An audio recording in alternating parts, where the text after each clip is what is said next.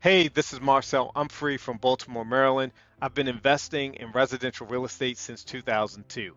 In honor of Black History Month, I would like to put the spotlight on one of my hometown heroes, Frederick Douglass. Many of us have come to know Mr. Douglass as a slave that was taught and taught himself how to read and later became an abolitionist and one of the biggest influencers of the 19th century. But what many of us don't know and what I've come to know over the last 5 years through researching records and articles is history that was left out of the history books, that was left out of all the movies and documentaries. And I'm going to share that in a moment in this video. So get your pens out, get your notepads out, and have an open mind because this information that I'm about to share with you can change your life. It's going to enlighten you, it may inspire you, and I believe it's going to motivate you to become more. Enjoy. Frederick Douglass, freedom fighting and creating generational wealth with real estate. What we did not know about Frederick Douglass, I came across this information about 5 years ago, and I really jumped into it. I dug into it, and I became obsessed with it. And I feel as though everyone should know about the other side of Frederick Douglass, the abolitionist, the great orator, the world-renowned lecturer and freedom fighter. Frederick Douglass, from my lens, he used real estate as a vehicle to aid all of his initiatives, as a vehicle to push our culture forward, as a vehicle to create generational wealth. And this is actually a quote from one of his speeches he made in Maryland back in 1891. He said, "We must acquire property and we must leave something. Every dollar laid up is $1 ahead." And what I took from this is that he was telling us to become homeowners. Frederick Douglass was telling us to invest in real estate, whether it's residential, commercial, or development. He was telling us to become financially literate. He was telling us to create generational wealth by through life insurance, through stocks, through bonds, through many means of investments, through real estate, through intellectual property. This quote really began to get my mind spinning in a positive direction. Hopefully, it's doing the same thing for you. Now, this is one of the first properties I discovered Frederick Douglass owned. Outside of some of the properties I already knew he owned through schooling, everybody knows about the property in Washington, D.C. And if you're from Baltimore, you may have known about the property in Fells Point, but many people don't even know about those properties. But this was a property that he purchased back in 1848 with his lovely wife, Anna Douglass, in Rochester, New York.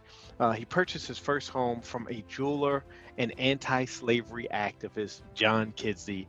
Many neighboring residents in that neighborhood hated the fact that an African American was moving in, that moved in. So he dealt with racism, of course, his entire life, but as he purchased property, he still had to deal with racism. He actually used that property though to aid fugitive slaves throughout, the Underground Railroad movement. Okay, hundreds of slaves he aided on their way to freedom in Canada. Now, this is during the mid 1800s. Okay, slavery was still legal. Runaway slaves were looked at, and by law, they were fugitives, so they could easily be captured, imprisoned, and sent back into slavery. And Frederick Douglass took huge risks and chances by using his own home where his family lived as a underground railroad station. Okay, there's a mini series on Netflix about one of his friends, fellow abolitionist John Brown, and in one of the episodes, it actually shows Frederick Douglass and Anna at their home, and it shows a secret compartment. So these homes that he owned had secret compartments where slaves would hide. And in this episode, it actually shows a tunnel that supposedly led all the way to Canada. Now I don't know how true that is. Sometimes Hollywood, Netflix can can throw some sauce on stories, but who knows? He may have had a tunnel in this house that's pictured here in this slide. So I'm going to continue here. 1023 South Avenue. This is his second home in Rochester, New York. He purchased this property in 1852. He actually purchased acres, 6 acres of farmland. So that tells me Frederick Douglass was thinking about producing more. He may have had his own crops on this land, but this is where he built his second home. There was actually a barn on this home, so he had livestock there as well.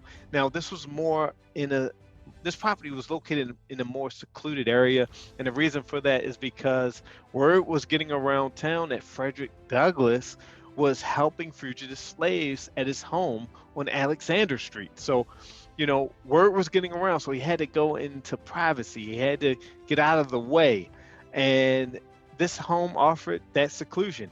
On June 2nd, while Frederick Douglass was down in Washington, D.C. on business, the home burnt down, and Frederick Douglass suspected that the home was a victim of arson. His family was in the home when this happened. This incident happened. The barn caught a flame, and the flame spread to the main house, and his family had to evacuate. Actually, one of his grandchildren was left in the home, and someone had to go back inside. One of his family members had to go back inside and save his young granddaughter, who was actually resuscitated on the scene. This is a picture of the fire department trying to put out the blaze. They didn't have enough water. They didn't have fire hydrants back in the day. You can see there, that's the only known picture of that scene. This is an article from the New York Times dating back to 1872 of June. And this is a picture, some artwork of Douglass and his family looking at the ruins of their land that they had developed. And this happened, and Douglass, he lost a lot. He lost a lot. He had insurance on his property, but it did not stop him. This hurdle did not stop him on his plan and his initiatives. And that leads into his next purchase, 269 and 271 Hamilton Street. This property was purchased while he was in Rochester, New York. He purchased several properties. This was one of many investments that Douglass made there. Now, he rented this property out for additional income. In 1872, he actually deeded this property. So this was the first sign of Frederick Douglass creating generational wealth for his family. He deeded this property to his daughter and his daughter's husband, where they lived for many years. Now, eventually they fell on hard times, and Douglass actually had to take ownership of the property again. But he used this property, he was a very smart man. He used this property as a home address so he could have voter rights, so he could vote, okay? Because while he was in Washington, D.C., and we'll get to that in a second, his home in Washington, D.C., he did not have voter rights in Washington, D.C. during federal elections. So he had to come back to Rochester, New York to vote. And he did that. This is actually documentation. This is a lease showing when Frederick Douglass had one time leased the property to someone. And this is a work order where Frederick Douglass had some work done at the rental property. And the property still stands today, like many of his properties stand. And there are a lot of stories in reference to this property. It was discovered that he owned this property in 2010. This is another property that was recently discovered, owned by Frederick Douglass, 2830 North Clinton Avenue, down in the city of Rochester, New York. He purchased this property in 1863. Okay, this was right around the time the Civil War was taking place. Douglass was actually a recruiter, recruiting African-American freemen and fugitive slaves to join the Union and fight against the Confederates. Douglass purchased these vacant properties, these vacant lots, for future development. A lot of historians say that, and they speculate that he was going to use these properties to move his printing and newspaper business. Others say that he was going to actually build homes for veteran Union men who fought in the Civil War, particularly African Americans. Douglass actually understood the power of leveraging other people's money. Just based off of the documentation in land records show that he took out a $3,000 mortgage to acquire this property. Madison Street. This was a rental property I read about. I don't have an exact address. I don't have a known purchase date. So, any of you viewing this that know more information about this property, please share with us all. Douglas used this property as a rental. This was located on the same street as one of his friends and comrades, Susan B. Anthony, who was also an abolitionist. Susan B. Anthony stood up for women's rights to show women that they are equal to men. And she was also a leader of the women's suffrage movement. Susan B. Anthony fought for women's voters' rights and equal rights, just like Frederick Douglass. This is actually a monument, two statues in the same exact neighborhood where this rental property was located. 316 and 318 A Street and 17 Frederick Douglass Court in Northeast Washington, D.C. Now, when Frederick Douglass purchased these properties, it was actually one property, 316 A Street. However, since then, the property's been divided up, and it's actually on the market right now. He purchased these properties in 1871, right before the huge fire took place in Rochester. So he already had a place, another property, in case he needed to move. He was probably most likely using this because of all the business he had to do down in Washington, D.C. But he actually moved his entire family in 1871 to this property. Now, Douglass and his family used this property for boarding. They actually used the rooms. It's a huge property, used the rooms as boarding rooms. They created additional income from this property. Now, these three properties have recently been listed on the market for millions of dollars. One of them over 1.7 million, the other close to 5 million, the other one close to $4 million. Now, you can take a look at some of these pictures here. That's Frederick Douglass standing alone with a top hat. There's another picture of him and some colleagues and possibly friends, and his wife Anna and a small child, maybe one of his sons, either Charles or Lewis. And there's also a horse and buggy. And if you look to the rear of the property, there's a carriage house. That's where he would store his horse and buggies. And now that carriage house is a residence that's on the market for over $1.7 million. And you can see the difference between today and the properties back in the 1800s. But those properties still stand today. 2000, 2002, and 2004, 17th Street, Northwest Washington, D.C. 17th Street, Northwest. He purchased these properties in 1877. He also purchased another property in 1877. During this time, Rutherford Hayes was elected the 19th President of the United States.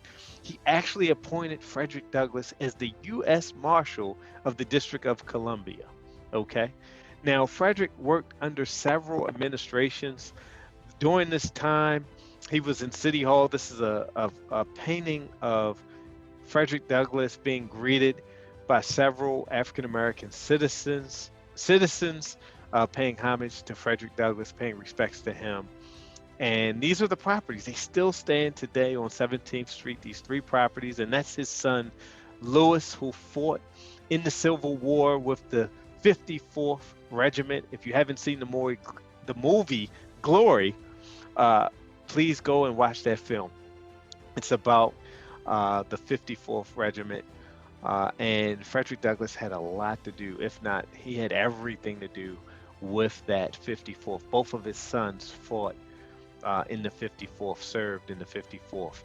And Douglass purchased these properties. Let's get back to the properties. He purchased these properties to supplement his income. So he understood the power of multiple streams of income. He was very financially literate.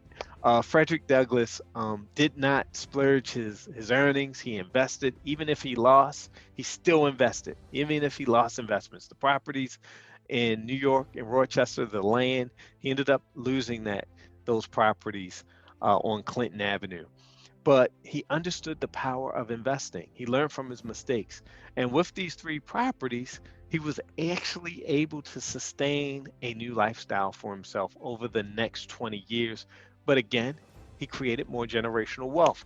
His son Lewis became a real estate professional, most likely a real estate investor, developer, and he also became president of the first bank owned and operated by African Americans in Washington, D.C.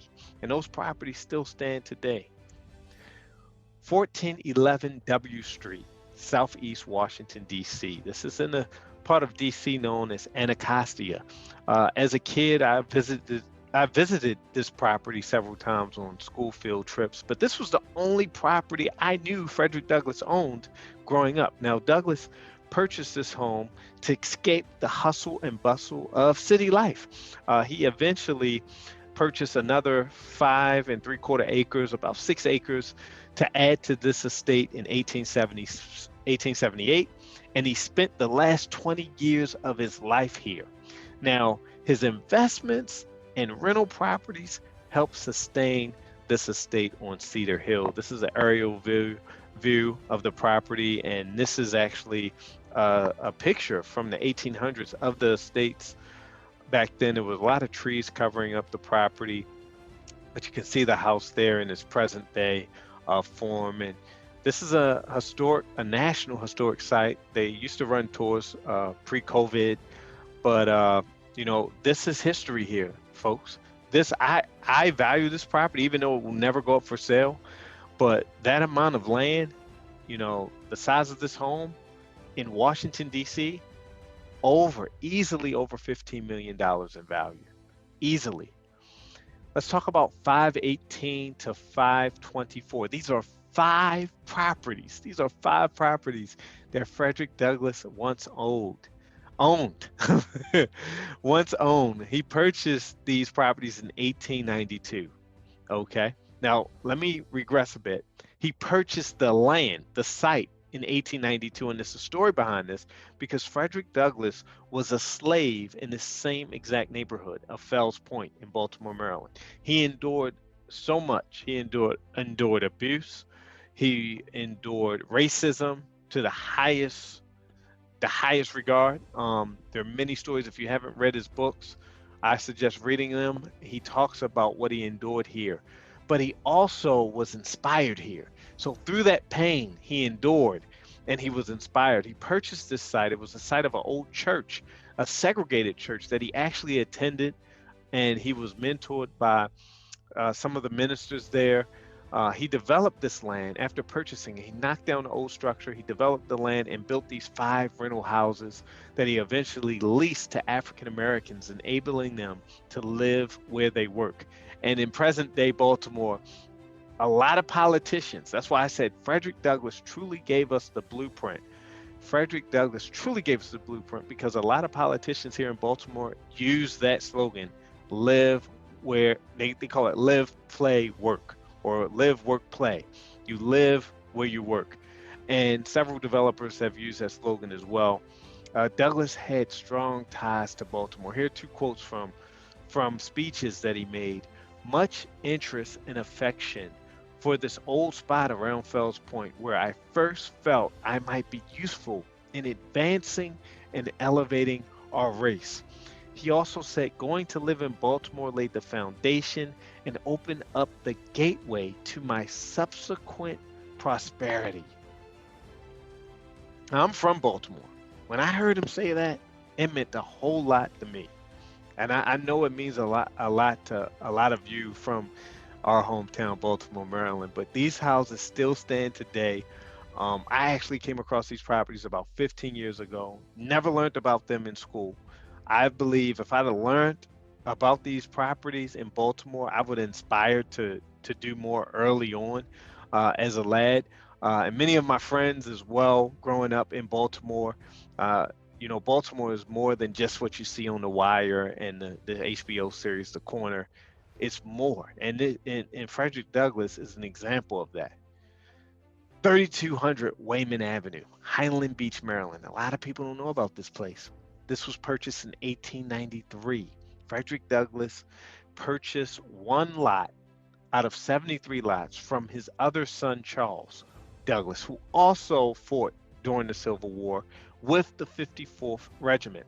Now, Douglas actually designed his own dream home here at 3200 Wayman. This is in Annapolis, Maryland. If you look closely, there's a balcony on the second floor that Douglas designed for his rocking chair. And he would sit out on that porch and look over the Chesapeake Bay over into his old stomping grounds where he was once a slave on Maryland's Eastern Shore. Now, Douglas never had the chance to experience that moment because he passed away shortly before construction was complete. Now, Charles, he had to endure racism as well. Him and his wife were visiting down in this area. They were vacationing and they wanted to patronize a local resort, and they were discriminated against. But this again motivated him like his father was motivated. Motivated him to make a change, to become more. And he walked across the Black Walnut Creek Bridge, and he met a black farmer, and he ended up, in this poetic, he ended up purchasing, well, contracting 40 acres. Some say 40 to 44 acres of land. And he ended up subdividing about 23 of those acres into 73 lots, which one of those properties Douglas purchased, a waterfront property, which is now a museum. Now, Charles sold these properties to African Americans. It was a segregated town, Annapolis. So he actually named Highland Beach, and I take Highland Beach from the experiences that they had and the ties that they had up in Rochester, New York, because that second property that burnt down was in an area called Highland Park. Now, Highland Beach was the first African American town commissioned by the state of Maryland. Charles Douglas eventually became the mayor of Highland Beach. And the likes of people like Alex Haley, Paul Robeson, Booker T. Washington, Langston Hughes, W.E.B. Du Bois, and many more lived here and visited here during vacations. This was back in 1893. And this community still stands today. I have a goal of purchasing a property in Highland Beach just because I want a piece of history. But this just goes to show that Frederick Douglass, out of the many things that he accomplished, the many successes, this was a success that has really been hidden out of the school curriculums, out of the college curriculums. But now today, I believe this is the first video where I've been able to see and gather all this information in one place and share now with you all. And I hope all of you have been inspired. I hope all of you share this. I want you to add on to this content because this history needs to be known 200 plus years later. If you add up all the properties that still stand today, their current market values, if Frederick Douglass was alive and still owned these properties today, it puts them valued at $32,782,000. Now, a lot of his properties are located in prime real estate cities and locations. Fells Point, that's close to the waterfront in Baltimore. Those properties, fully renovated, go anywhere between $200,000 to $250,000. The properties in Washington, D.C., say no more. We've seen the pricing for those properties. And the property here in Annapolis, this is waterfront, beachfront property. They go anywhere from $500,000 to $800,000. So, folks, this was a great opportunity to share my inspiration, to share the story of Frederick Douglass's real estate dealings during the 1800s. I hope it's been a value add to you, and I look forward to hearing from you. Please comment, please share, save this video, and keep pushing. Become more, just like Frederick Douglass.